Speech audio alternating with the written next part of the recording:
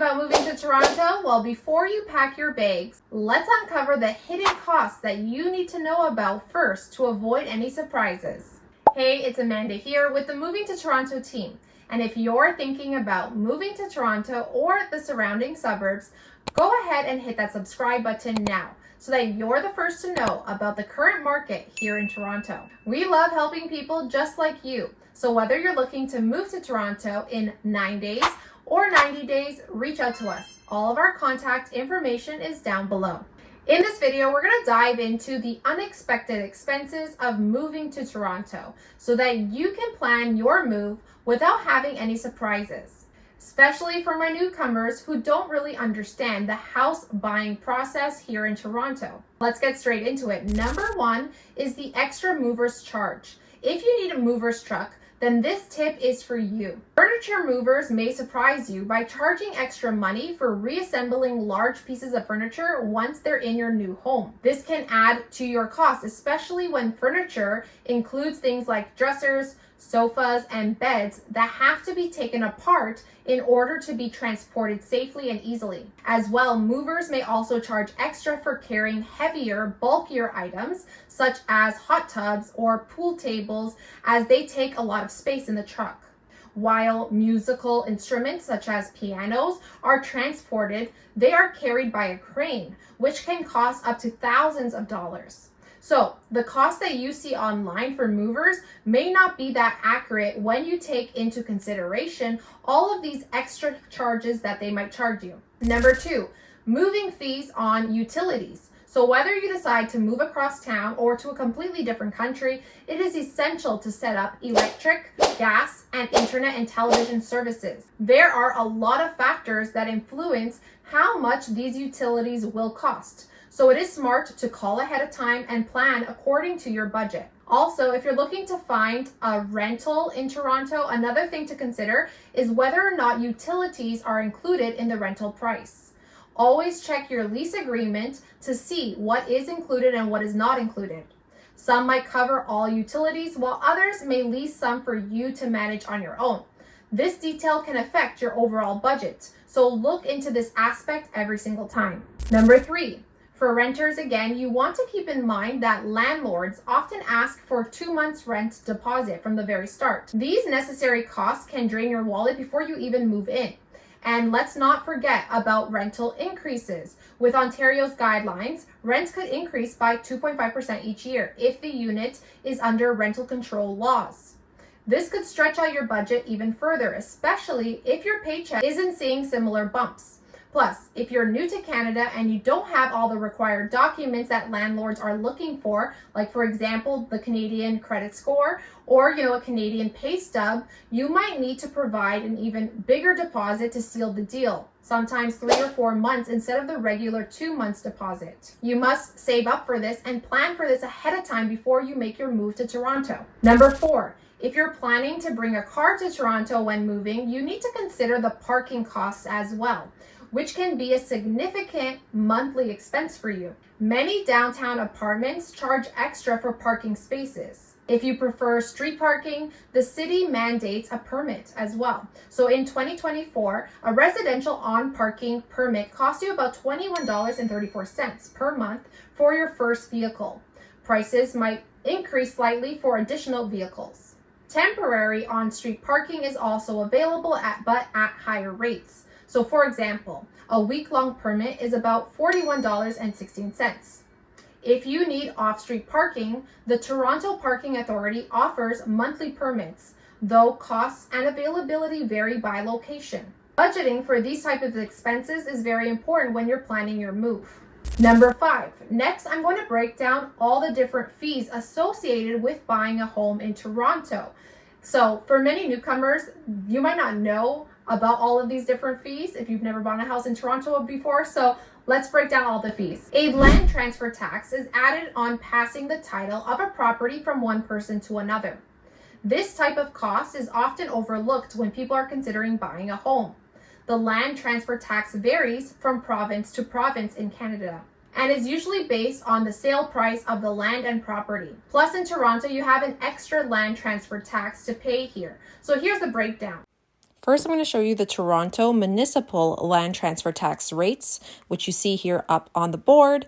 And then I'm going to show you the Ontario, so the provincial land transfer tax rates. So what you need to do to get the total land transfer tax number is you need to add these two together, right? So the MLTT plus the PLTT will give you your total. So that's how you know how much tax you need to pay for the land transfer tax here in Toronto. First-time homebuyers in Ontario may be eligible for a rebate of up to $4,000 on the provincial land transfer tax and up to $4,475 on the Toronto land transfer tax. Then you have legal fees and disbursements.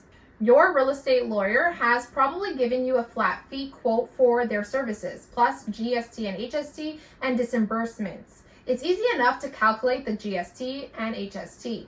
But what about the disbursements? This is any cost or fee that your lawyer incurs while working on your purchase. These disbursements include fees for searches and registrations, as well as office expenses, such as photocopies and courier costs.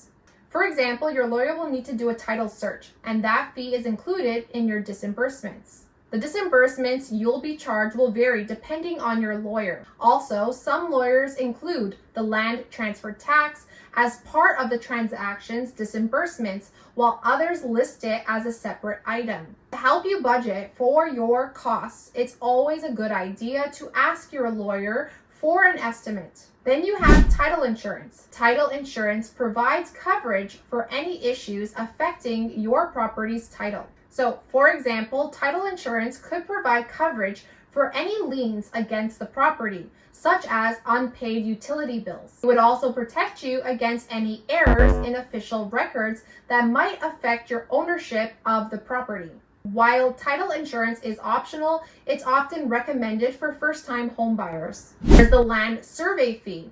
A land survey provides information about the property's boundaries and shows where buildings are situated. Some Canadian mortgage lenders require an up-to-date land survey of the property that is being mortgaged. Many properties listed for sale will already have an up-to-date land survey. But if the property that you're purchasing doesn't and your lender requires one, you will need to commission and pay for a survey. There is an appraisal fee. An appraisal confirms that a property is worth the amount for which it is being sold or mortgaged. Your mortgage lender might also require a home appraisal. In Canada, an appraisal is performed by a licensed professional who assesses the home and provides you with an estimate of its market value. If your lender requires an appraisal, they may also ask you to obtain one, or they may get one done themselves. But typically, the buyer is expected to pay for this fee. Then there is the home inspection fee. A home inspection is another recommended but optional cost when buying a home in Toronto. A professional home inspector may turn up hidden problems even if your new home looks defect-free. So for example, the roof might need to be replaced in a couple of years, or there may be a slow leak behind one of the walls. This could influence your decision to buy or the amount of your offer. As the buyer, you're responsible for paying for the inspection. But if the seller has already obtained a home inspection, you will need to decide whether or not you wanted to get your own done as well. Then there is the Canada Mortgage and Housing Corporation costs. If your down payment for your new home is less than 20% of the purchase price, you are required to have a mortgage loan or a mortgage default insurance, which is typically obtained from the CMHC. Usually your mortgage lender pays the premium and then passes the cost on to you. If you haven't applied for a mortgage yet, you can check these rate charts to get an idea of the costs before you apply. Keep in mind too that if you're buying a home in Ontario, you're also going to pay a provincial sales tax on the CMHC premium. Then we have property insurance. If you're getting a mortgage, you'll need property insurance before you close on your new home.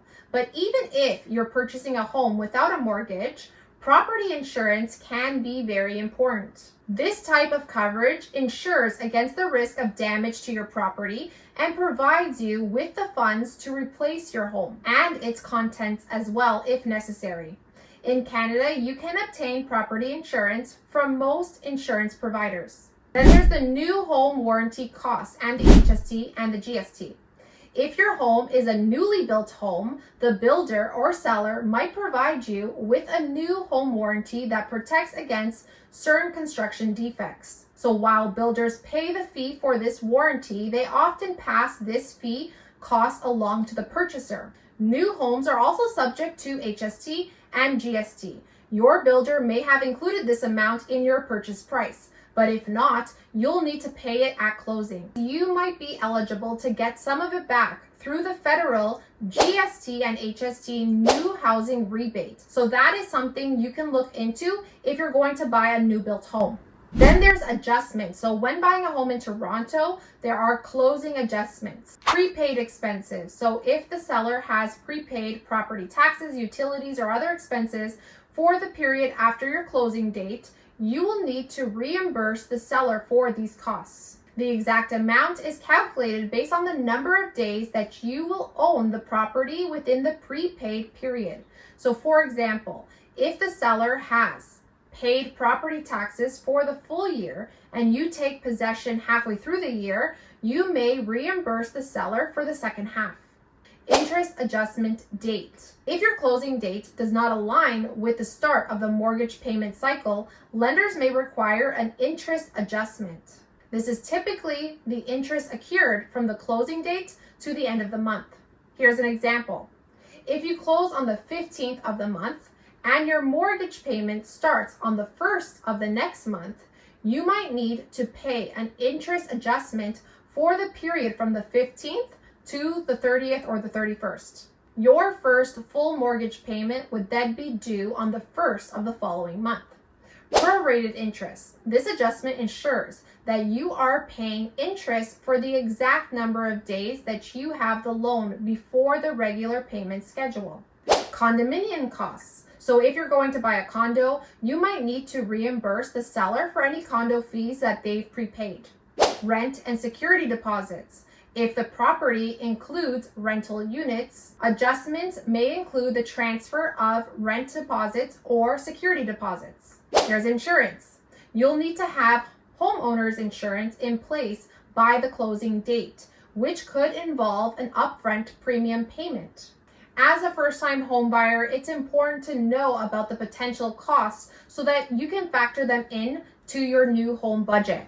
We hope that you enjoyed today's video and found it insightful. If you did, hit that like button, tap that subscribe button, and hit that bell notification. And if you're thinking about moving to Toronto or the surrounding suburbs, go ahead and reach out to us. All of our contact information is down below.